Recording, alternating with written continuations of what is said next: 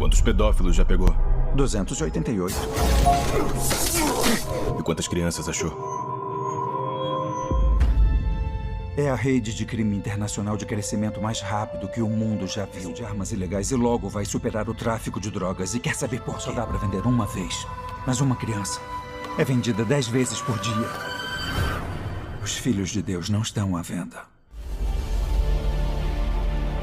Há quanto tempo faz isso? Já faz 12 anos.